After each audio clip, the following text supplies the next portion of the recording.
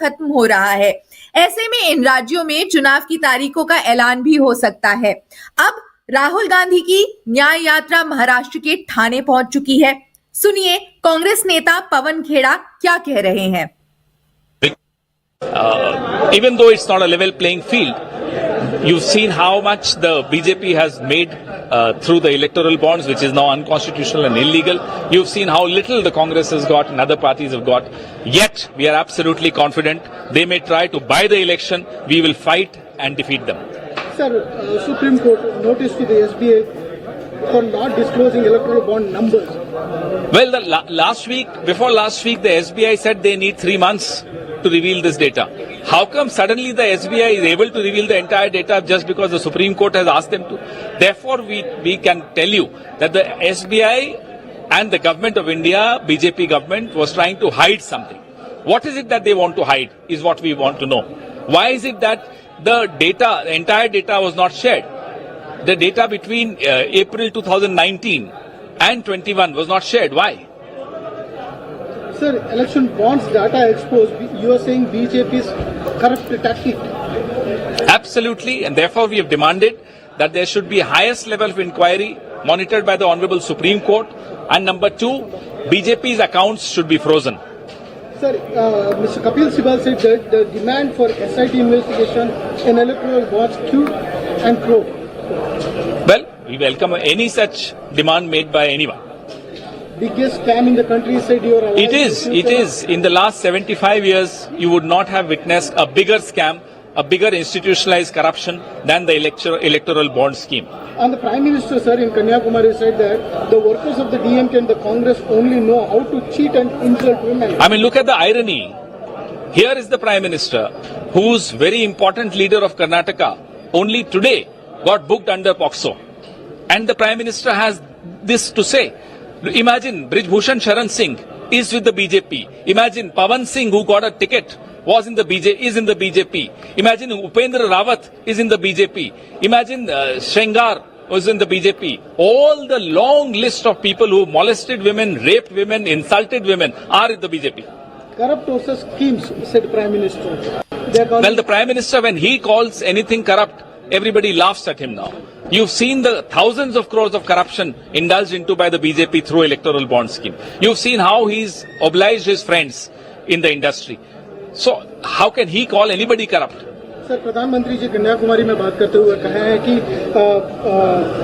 जो डीएमके है और इंडिया की जो अलायंस पार्टीज है तो कभी रेस्पेक्ट के लिए या स्कीम्स के लिए काम नहीं करते, करप्ट है। प्रधानमंत्री के मुंह से भ्रष्टाचार का शब्द सुनकर अब लोग हंसने लग जाते हैं। जिस पार्टी ने हजारों करोड़ इलेक्टोरल बॉन्ड के माध्यम से इस देश का लूटा हो, जिस पार्टी ने, जिस प्रधानमंत्री ने अपने दोस्तों के लिए पूरे 10 साल लुटा दिए हों, वो किसी और को भ्रष्ट कहे तो पूरा देश हंसता है।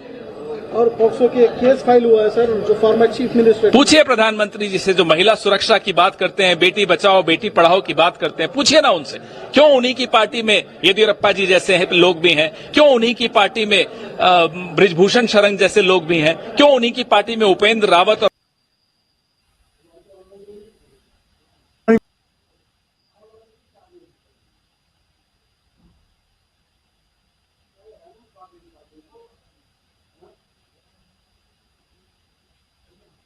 अल्लाह ताला हमारी नमाज़ों को कबूल करे, हमारे रोज़ों को कबूल करे, हमारे गुनाहों को माफ़ करे और जम्मू कश्मीर में अमन, भाईचारा और तरक्की का दौर जो हम सब देखना चाहते हैं, उसकी शुरुआत अब देखने को मिले। इससे ज़्यादा क्या कह सकते हैं। सर, कल इलेक्शन कमीशन ने प्रेस कॉन्फ्रेंस बुलाई है, तो क्या एक्सपेक्टेशन है? हमारी इलेक्शन कमीशन से कोई एक्सपेक्टेशन नहीं है ना। इलेक्शन कमीशन जमहूरियत कायम करने का उनका जो मिशन है, उसमें ज़रा कोई रोल अदा करें। जम्मू कश्मीर को अब लगभग 10 साल हो गए हैं असेंबली इलेक्शन देखे हुए। कहने के लिए तो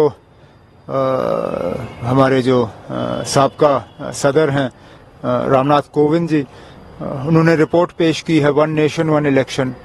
आप जम्मू कश्मीर से अगर आप शुरुआत नहीं कर सकते तो हम क्या उम्मीद करेंगे कि वन नेशन वन इलेक्शन का जो ये डंडोरा पीटा जा रहा है, कहीं ये लोगों को धोखा देने के लिए और बेवकूफ़ बनाने के लिए तो नहीं है, क्योंकि जैसे मैंने कहा हमारे तो इलेक्शन अभी होने हैं, ये सुनहरी मौका है, करिए पूरी तरह से जमहूरियत यहाँ पे कायम, और कल प्रेस कॉन्फ्रेंस में दोनों असेंबली और पार्लियामेंट का इलेक्शन जो है उसकी डेट अनाउंस करिए। पीएचडी को सीट शेयरिंग लेके कोई अपडेट आया अभी? आपको किस अपडेट के इंतजार में आप ना? सुना है कोई मीटिंग हो रही है इससे? कब? कहा जाता है कि 17 या 18 मार्च को फारूक अब्दुल्ला के घर पे पीएचडी की मीटिंग। अगर है तो आप फारूक अब्दुल्ला साहब से पूछे ना, मेरा पीएचडी से कोई मतलब मैं उसमें कोई ओहदेदार हूँ नहीं, जो पीएचडी के ओहदेदार हैं आप उनसे पूछ लीजिए, मेरा ताल्लुक तो नेशनल कॉन्फ्रेंस से है। सर कैंडिडेट्स कब तक आप अनाउंस करेंगे? जब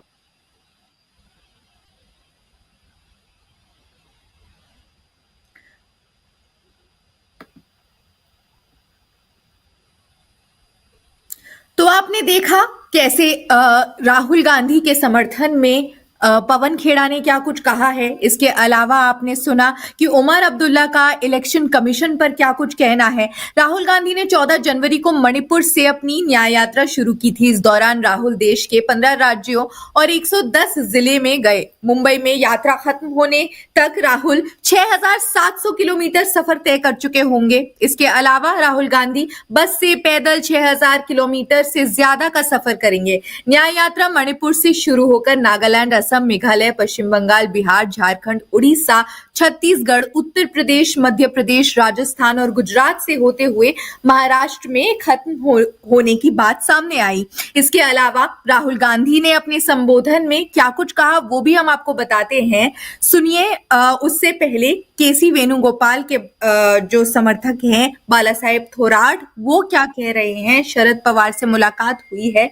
मुंबई में काफी घटनाक्रम तेज है। केसी वेणुगोपाल समेत वरिष्ठ कांग्रेस नेता मुंबई में एनसीपी एससीपी यानी शरद चंद्र पवार प्रमुख जो पार्टी अब बनी है उसके उसी सिलसिले में जो है शरद पवार के आवास पर सभी बड़े नेता मिले हैं। चुनाव आयोग लोकसभा चुनाव के साथ साथ कुछ राज्यों में विधानसभा चुनाव के कार्यक्रम का भी ऐलान कर सकता है और शायद इसी सिलसिले में ये नेता मिले हैं मुंबई में। आंध्र प्रदेश, सिक्किम, अरुणाचल प्रदेश और ओडिशा में विधानसभाओं के कार्यकाल को जून में खत्म होता देख सभी गतिविधियां तेज हो गई हैं। वहीं महाराष्ट्र में क्या कुछ चल रहा है वो हम आपको दिखाते हैं। सुनिए बालासाहेब थोराट क्या कह रहे हैं।